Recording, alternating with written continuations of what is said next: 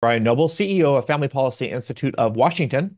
And I'm Brad Payne, president of FPIW Action. Couple of the disclaimers before we get started. Nothing on this video is to be considered an endorsement of the candidate, nor the candidate's endorsement of FPIW, nor FPIW Action. It's simply a public service to meet and greet the candidate. Also, we'll be pre-recording this and placing this on several of FPIW and FPIW Action platforms. Brad? All right. Well, Brandi, welcome. Thank you for having me. Yeah, it's good to have you on. So, my question, first one's three parts, really easy. If you would just state your name and the position you're running for, and then follow that up with a little background or intro, I guess, to yourself. And then, if you're willing, just a little bit about your family. Of course. So, Brandi Peetz, and I am running for state representative, position 2 in the 4th district. And so, of course, I am running for state elected. I've been a citizen in this district for the last 32 years and proud CV Bear. My husband and I have also lived in this district together and bought a house when we were 20 and 21. So, been homeowners in this district for quite some time as well. We are also consequently celebrating our 15-year wedding anniversary this next month. So, super excited about that. We're just really happy to call the 4th district home. We have two fur babies who we spend a lot of time with out on the lake together. And I do have a background in public safety, so I do have a criminal justice and sociology degree from Gonzaga University. And I also have an associate's from Spokane Community College, where I served as vice president for our student government and got a taste of Olympia and got to testify, and is where my love of politics began. And so 6 years on Spokane Valley City Council, of which 2 of those years I served as deputy mayor during 2020 and 2021, which were some pretty tough but also very successful years. I have a proven track record of success, and I'm really excited to advocate and continuing representing this community. Great. So what's motivating you to run for this office and to be involved in politics in general? Yeah, so ever since I was little, my family's always been very into politics. We've paid attention to what was going on in our communities. I've been taught from a very young age that if you don't pay attention, you can't really have any reason to complain. And so essentially, what I was told is be part of the solution, not the problem.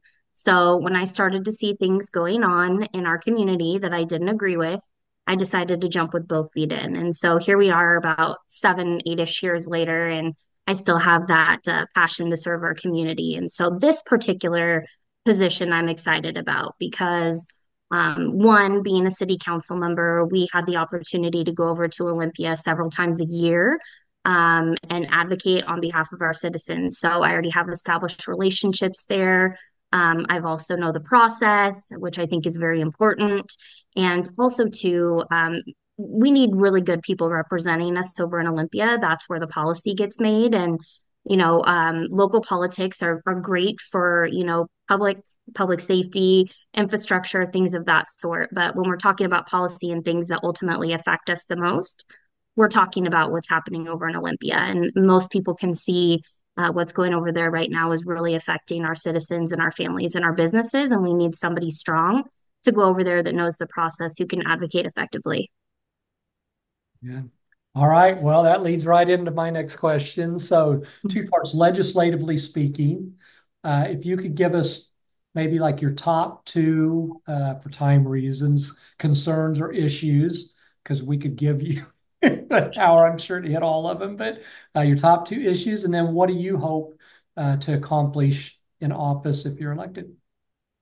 Absolutely. And so the top two that are most important for me, one being public safety. And I've said this since the beginning of time. If we don't have public safety and we don't have a safe community, we can't really obtain anything else. So that needs to be of the paramount importance. And so, being that I have a public safety background, and many people are exiting legislature that had that public safety background, it's imperative that who we send over there not only has a diverse opinion of what's going on in our communities, but somebody who actually has the experience. And so, because I sat on many boards, such as the Washington Traffic Safety Commission, I was chair of that at a state level last year. I also was on the Spokane County Sheriff's Citizens Advisory Board, and I'm also a scope volunteer. And so, being that I was also a 911 operator, I see things both as a citizen and as a worker, and know that there are many things that, people who haven't worked those jobs may not understand, or, they may not have that perspective. So I'm very well rounded when it comes to public safety because I can look at all sides of an issue and, give some solutions or maybe other things that people wouldn't think about. And so, in general, public safety is the biggest issue because right now, one of the things people aren't talking about is retail theft and how that's affecting our community and our economy. And so, because we are 15 minutes from the Idaho border, many of our businesses are choosing to go across that border and go into Idaho because they are more business friendly. They have, accountability, their policing is different, just their community and how they are seen in the community is different as well. And so it was about $2.8 billion that we saw in lost revenues from retail theft. And so, as you can imagine, that also comes with company expenses, it comes with adding safety measures, and that also comes with tax revenues that we're missing out on to fund important infrastructure and other things in our community. So retail theft is huge right now, and we really need to get a handle on that. Thankfully, they did do a fix in the legislature last year for the police pursuits. There's still more work that needs to be done, but we also need to make sure that we are attracting good, honest officers, and we have some great officers here in Washington State, and we need to continue to support them so they can do their jobs. The second thing I want to talk about is tax relief. In the past 10 years, our budget has doubled. We have more money as a state than we have ever had. But yet, our citizens, most of us, don't know where we're getting our next meal from. We don't know how we're going to pay our next bills. And to me, that's a real tragedy. We really need to start taking care of our citizens and our community. There are ways that we can get some of that tax revenue back to our citizens.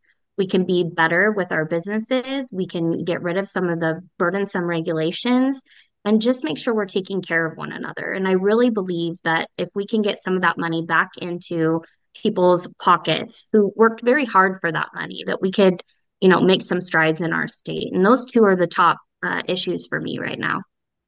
Excellent. Our fourth and final question is, we provided you with 18 of our issues that FPIW Action and FPIW are working on, everything from addiction recovery to homelessness and so forth. Any of those you want to comment on as well? Yeah, absolutely. So tax control, being that we just talked about, tax relief, we are just a tax state, and we really need to look at where we're spending our money. Is it being effective? What programs could we either, consolidate? Who's doing a great job? Let's support them. Or if they're not doing such a great job, what do we need to do? And being an elected official, you have to make tough decisions. So we really need to look very hard at that budget and see where we can either cut costs or, consolidate some of the things that we may be paying extra on, for overhead, or, we have several businesses doing, the same thing that we're, supporting. So I believe that's really important for us to look at that. And then, as you can see with a lot of these initiatives that are going on the ballot, we're talking about the natural gas, we're talking about parental rights and all of these things that just, they all go together. We really, really need to look at that. The second thing I want to talk about is affordable housing. And so for me, it's very special because, as I mentioned earlier, my husband and I bought a house at 20 and 21. We would not be where we are today had we not had that opportunity. And I want those same opportunities for people who are coming up into the workforce so they can be successful and have a home and feel proud of the community that they live in. They too deserve those opportunities. And oftentimes we have people who say they want to relate to the youth.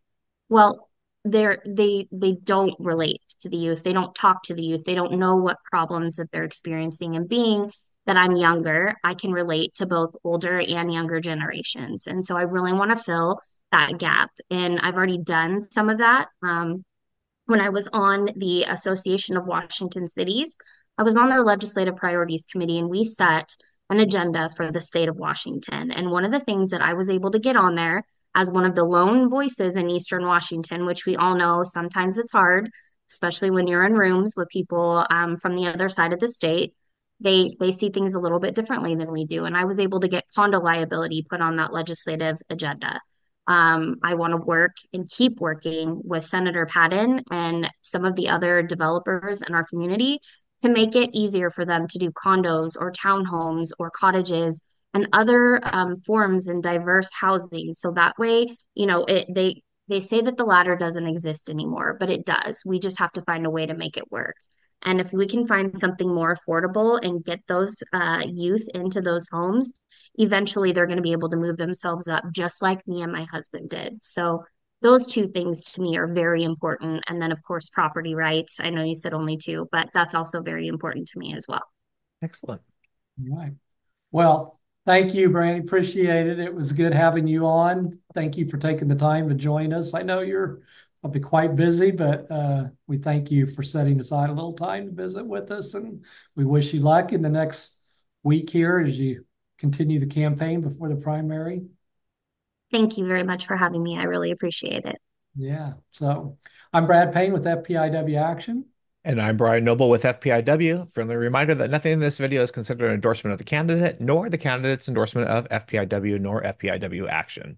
Like we like to say around here, love your neighbor by faithfully stewarding the public square. God bless.